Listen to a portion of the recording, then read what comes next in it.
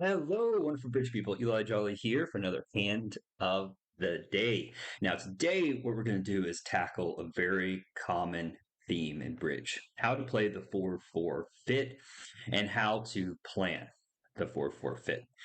So, I thought was a great deal because there's lots going on, lots of options. You can, try to draw trumps. You can try to begin to cross rough. But I think the biggest thing is that you get a sense of what you have and then think about the scoring and try to be optimistic. I think playing optimistically at match points is the way to go. Play for the normal breaks and to get those over tricks. So anyway, we're in four spades here. This is not the auction that happened at the table, but we were in four spades. This is a club game that I played with a student of mine. Lots of fun. And North here led the nine of diamonds. Now, right away, I think on a hand like this, for me, it's really helpful to count my winners when I'm in a 4-4 fit. I can think about losers, but that involves me picking which side is the master hand, and that's a different conversation. So let's just think about winners. All right, so I've got four diamonds, right? I've got a heart is five. So I've got five tricks, and now we're going to negotiate the trump suit. And this is where it gets tricky when you're thinking about a 4-4 fit. Let's think about it as if trumps were breaking 3-2. I think that's the most common break. So let's just think about it from that perspective. So let's say that trumps break 3-2. So that means that after three rounds of trumps, that's three tricks for us. And then we're going to have a spade on either side. So that's four and five spade tricks. So we counted four diamonds, one heart, okay, and five spades. Now, the beautiful thing, that's 10 tricks, that's great. But the beautiful thing about a 4-4 fit is that if we can trump more than once on one of the sides, right? If we can trump, say, twice on this side, okay, and then that's two tricks, and then we draw trumps, that's four tricks, that's five tricks, and then we'd have another one. So that'd be six. So instead of only having five spade tricks, we could actually gain another trick by trumping more than once in the east hand. So it seems to me like if we could trump hearts twice, we could gain another spade trick. Okay, that would get us up to 11 tricks, which is great. Now, this is match points, right? Let's be greedy. Let's see what we can do. So, if we can also guess the clubs, that's going to be 12. All right. Now, the hard thing about this hand is to get the timing right.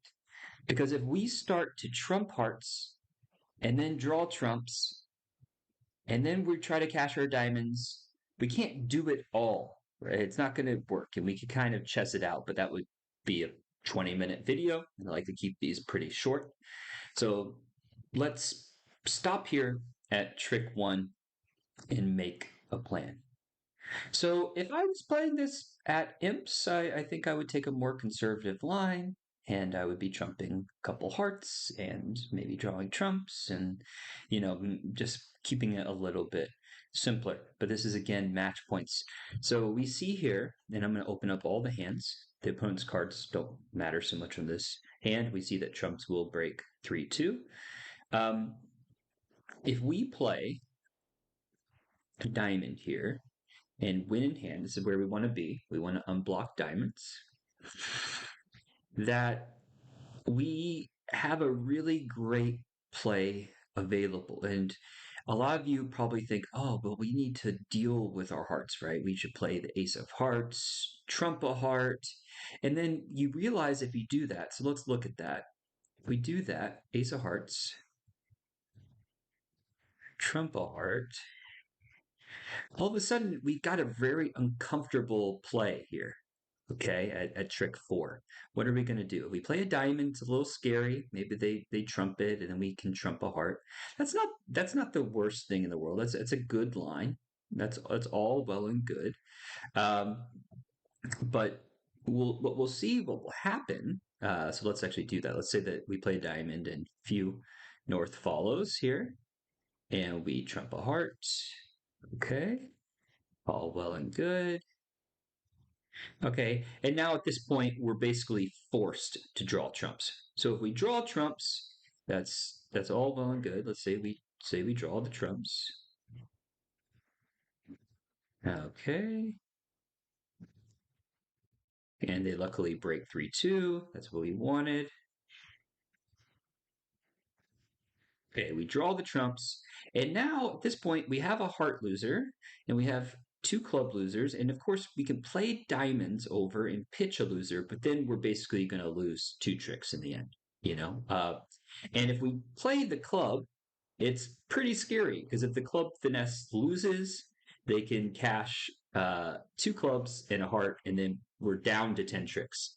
So this is kind of a it's not a bad position. Like 11 tricks is great. You might still get a good board here, but you realize that the issue with the hand is that you could have done something pretty good earlier, which is try the club finesse. It's a little scary, but it's a far-sighted play to try to make 12 tricks. And I love these kind of plays. They're very flexible. And I want to go back to the beginning of the hand and actually look at this club suit again. And actually let's go ahead and hide the opponent's cards to make it simpler. So even looking at the club suit, lots of people won't realize how good this suit is. I know we're missing the ace, queen, and 10. I know. But the great thing is we have the 9 and we have the 8. So lots of good things can happen in the clubs. The 10 of clubs could fall on the third round, right? North could have the ace, queen, and if that's the case, then we're going to be able to use our clubs to not only win a club trick, but maybe to gain two club tricks and pitch a loser. So on the surface, right, it looks like our best shot, and maybe it's a really simple, good line is the trump hearts and draw trumps, and then use our diamonds. Great. But if we see here, if we're being greedy, which I recommend at match points, right? What we can do, and it's a little scary, not gonna lie, is that we could play a club. Okay. And let's just say for, because I want to get it right, let's say we guess the club finesse right. And then they bang down a diamond. Okay. A little scary. Sure. Okay. At this point, we're cold to take 12 tricks. All right. It's really, really, really pretty. Um, so let's take a peek at how we would do it. Now it's just a matter of getting the timing of the hand right. So again, if they lead a diamond here, sorry, didn't mean to go back to the beginning. That's okay. We win the diamond. Let's say we get the club finesse right for the sake of argument. Okay. And now at this point, let's say they play a diamond, which is a good play by them. We have the timing to do what we need to do in the other suits. So let's say at this point, we go ahead and we draw those, we trump a heart. Great, we got rid of one of our losers, right? And now we're opening up the hand a bit, but look what happens if then we play clubs. Well, the amazing thing happens is the 10 falls, right? So we're actually in a great position here. So if the 10 falls, but we can even just trump heart. And now at this point, it's just a matter of drawing trumps. So let's do that. And again, this is the optimistic line, but I just thought this was such a pretty hand in thinking about the 4-4. And now our club's good, but we don't need to be show off. We can pitch our club here at this point and play diamonds, pitching our last heart. So fun line. In those 4-4 fits, don't usually rush to draw trumps unless you've got a side suit that you can run. Here we do. It's not a bad line to trump hearts and play on diamonds. You'll get 11 tricks. It's safer for sure than playing on all the other suits. But I think that if you can if you can make things flexible and start cashing and you can get that club set up, it's going to make your life easier, and you'll probably get a top for 12 tricks here. All right, guys. So that's my hand of the day. I hope everyone has a wonderful day and happy bridge. Bye bye.